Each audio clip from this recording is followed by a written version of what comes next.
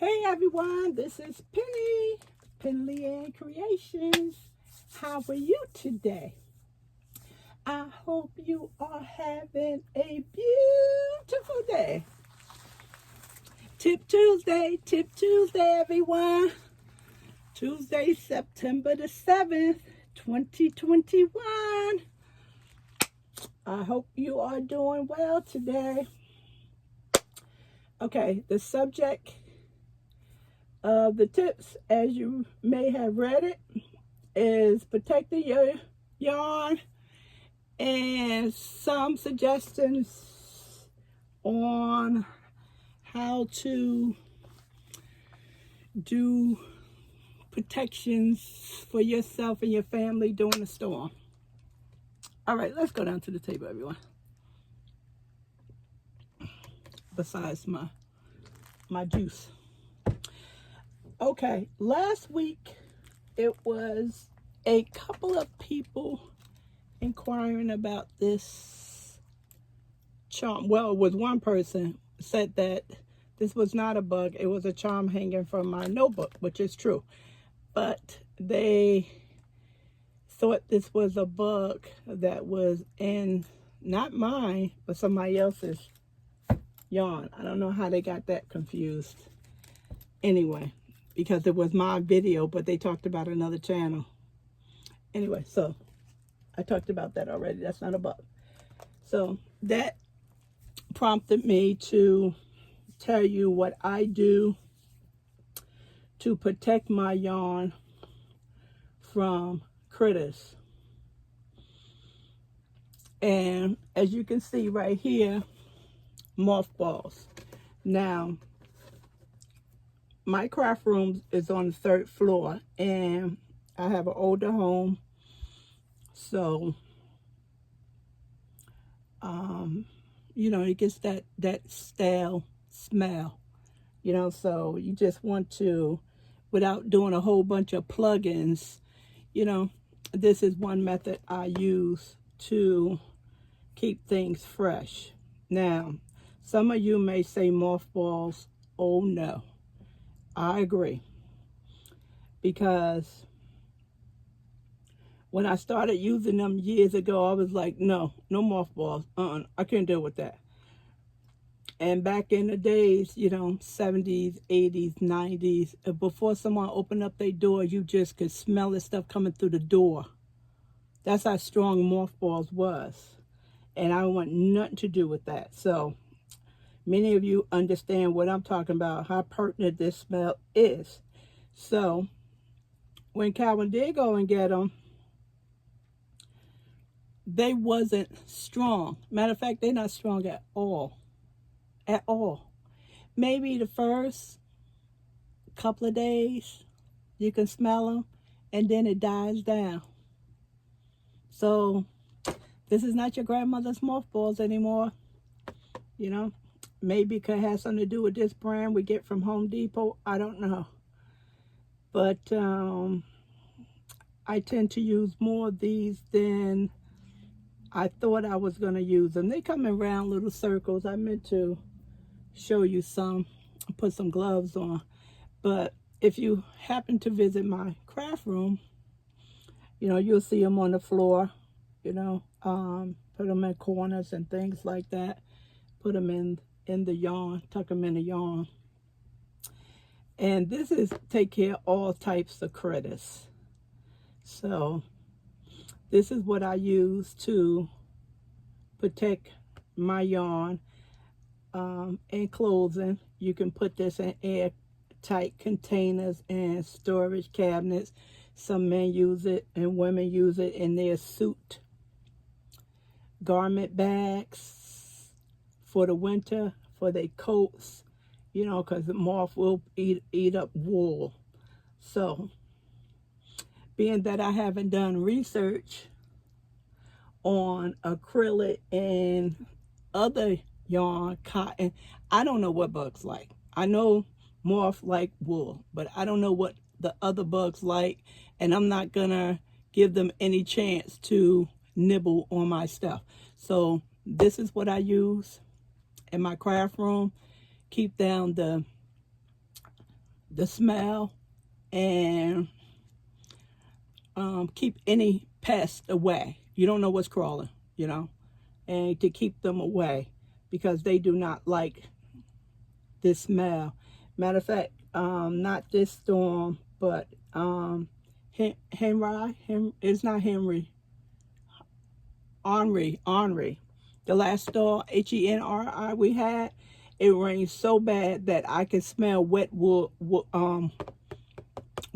in the house, and that comes from dampness. Everybody gets that. It's not like it was raining in the house. It comes from dampness. And then I saw a big spider. So this is one good thing to, hang up in your basements, your attics, things like that to help, dry out the,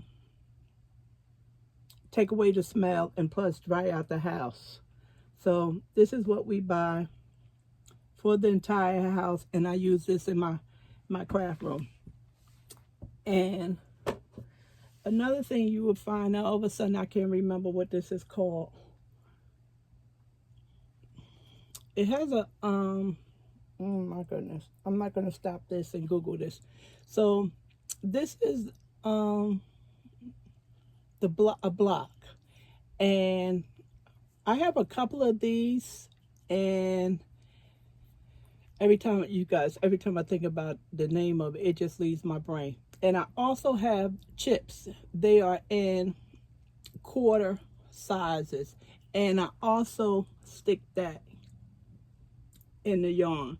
In the other room, you can see some of them because they actually on the front. But I try and tuck it into the shelves. And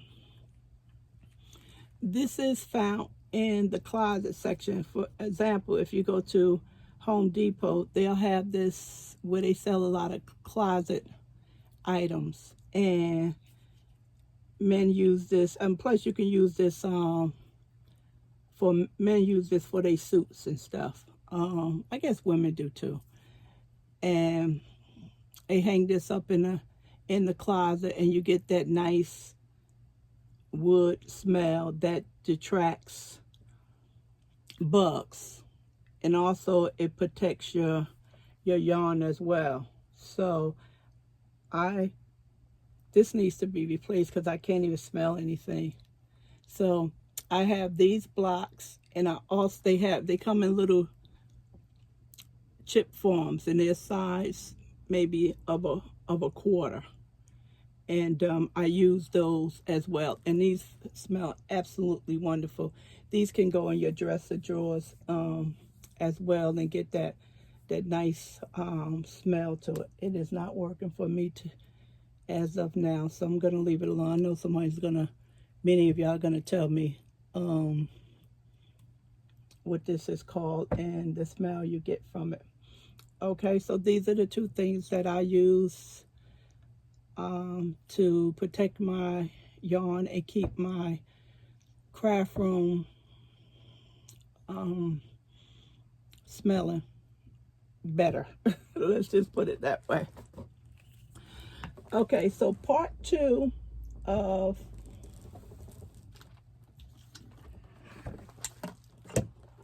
the Tip Tuesday has something to do with preparing for the storm.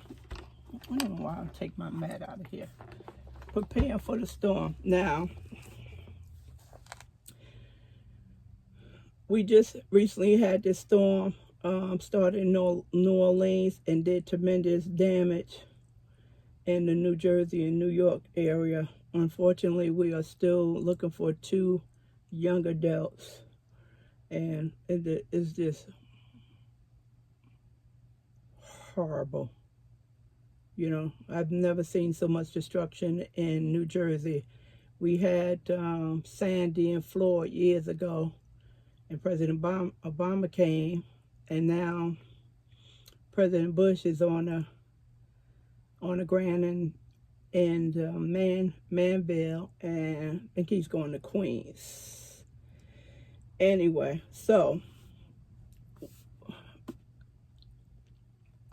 we didn't have any water damage, although the the backyard, I presume, flooded, because it does flood, but the backyard is sloped, so it takes a while before it can get to the deck steps and up to the deck level. So if it would ever flood, it would definitely flood the basement, not the first floor. So we lost power for a couple of hours and no cable or internet for many hours. So this is what kept us had light in the house. I think this is almost 2 years old. We had another one we bought from QBC, and that lasted us for 15 years.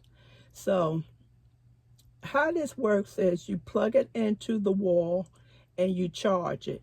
I don't know if you can see it right here. It tells you, yeah, it tells you how much battery life you have. So it has, if it's full, it'll have 4 blocks, and it's down to 3.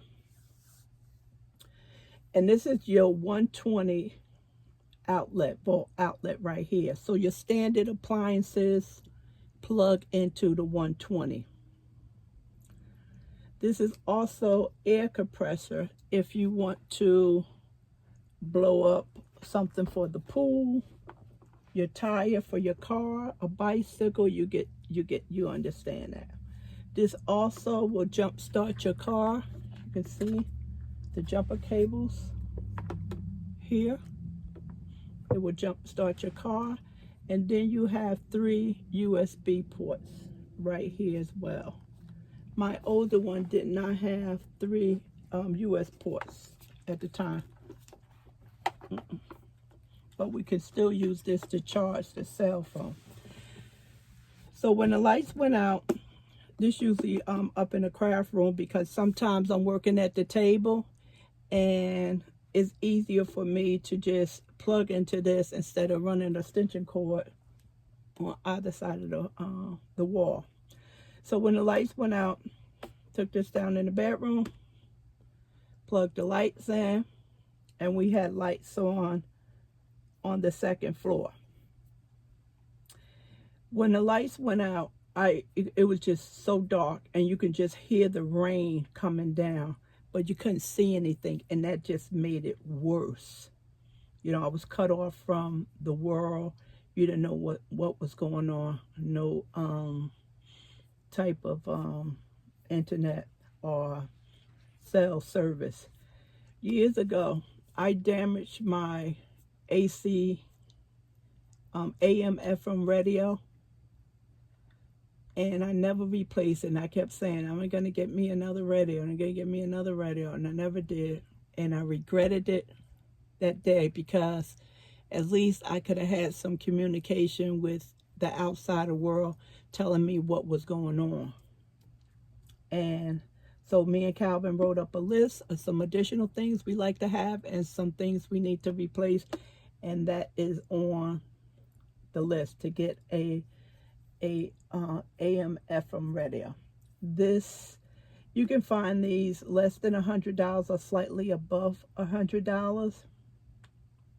Also, they have these battery packs, and they're just about this big, and they still do the same thing. So you just do your research with this. Now, whether you're a homeowner or not, I have family members who lost power. I'm not going to tell you how they lost power. And I loaned them this until they could get themselves together. And I also loaned this out during Sandy. Once we were out for 2 days electricity, and some other people were out in North much longer, and I loaned this to them. So it helps. You can it can handle a coffee pot. So now you get to understand. It has a lot of power in this thing, and I think it lasts for 12 hours. So if you have one, you just want to conserve it. Run it at night. Let a light be on in the front of the house at night. And then in the daytime, if you don't need, of course, you turn it off, because people will try and enter your house when it's dark. It is true. So you want to put on as much lights on as you possibly can when it's a storm.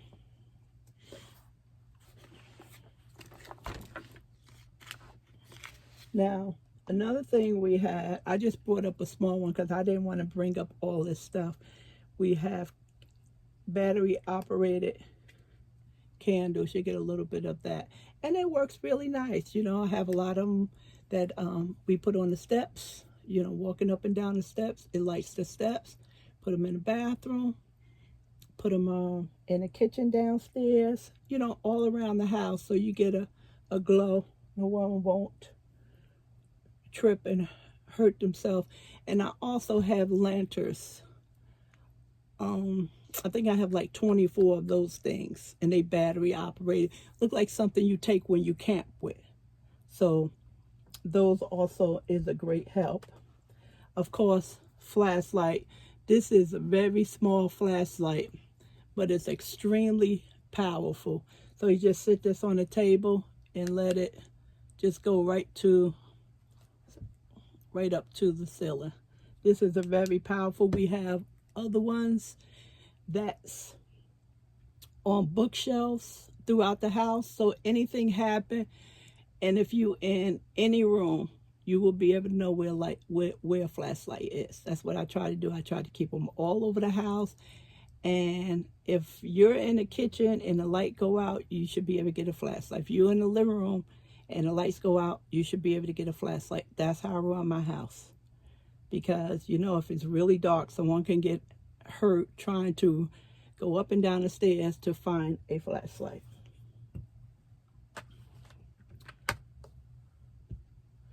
I think this was 3 years ago. We had a snowstorm, and I was out trying to find candles. I usually have the candles for the bathroom. I know how dangerous candles are. We do not have any pets, and I have enough common sense not to put them by anything flammable, curtains, bedspread. So mostly I have these in the bathroom or the hallway on the second floor, and I can see these burning, so it's not like they unattended. So I, again, from the Dollar Tree. So these are emergency candles, not for heat, and one of these will last you 4.5 hours, so a total of 27 hours. And these came in handy. I had one in the hallway and one in the bathroom. I lit this first, and then we put one of the battery operated candles in there, but I let this burn all the way out. So that worked out for us as well. And by then the lights had came back on. Another thing we use if the power goes out, this is called a sterno. You may have seen these in the dollar store or the supermarket, and this is methane gel in here. So it's gel, you light it. This particular one lasts 2.5 hours. If you ever go to a restaurant, you see the fire heating up the food under the trays. This is what this is, but they don't have this one. They usually have the one that's 8 hours, and those is extremely expensive. You will not find those in a regular store. You will have to go to a restaurant store to find those, and they are very expensive. These used to be 99 cents. So I think they may be $1.50 now. So this will provide a heat source in a room, because I used it during Sandy. We had no heat in the house, so we just was in one bedroom, and I made an area that this can burn, and it gave us a heat source. Also, what this is great for, which is intended for, is to heat up your food. So if you have something in the freezer that's already prepared, you can use this to heat up your food. If you don't have anything that's prepared in the freezer, you can cook with this. You can cook. Just think about it. You know, you have to have the tray that goes under it so this can sit down in it. That's what you have to have. And then something like melting cheese. When you melt cheese, you know, that whole thing right there, that's what you have to have. A lot of times they use the tea lights.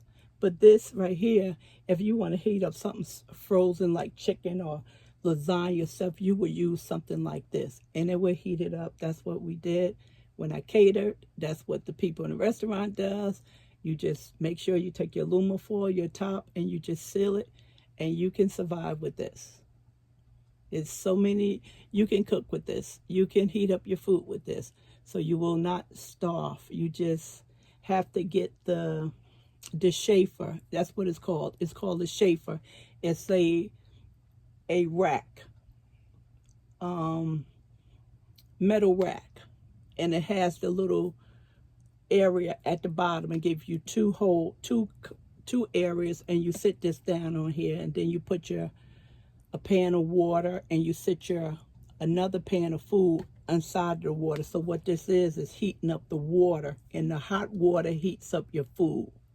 But they also have one that's smaller. So they have the big ones, and then they have the smaller ones. So this is a good investment. I use these for parties, outside, inside, during a holiday. And I do buffet style, and people and the family members just get their food. So if you have any questions about how I use these, if I'm not explaining well, just ask me and I'll answer it. I'll try to answer it when you put your question in the comment area. So this is definitely a lifesaver. We always have these. Like I said, we cook outside. And this is one way of keeping the food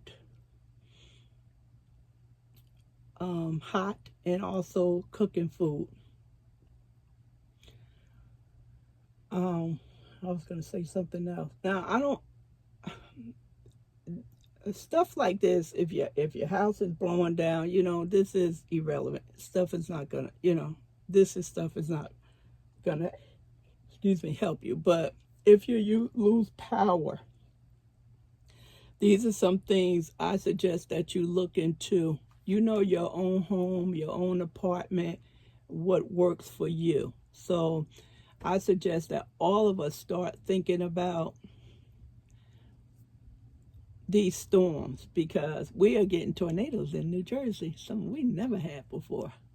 We're getting flooded out in areas that is not flood zones, and people have lost everything and cannot get any help because they don't have no flood insurance. Because if you don't live in a flood area, you just can't buy flood insurance. The insurance company will not sell it to you.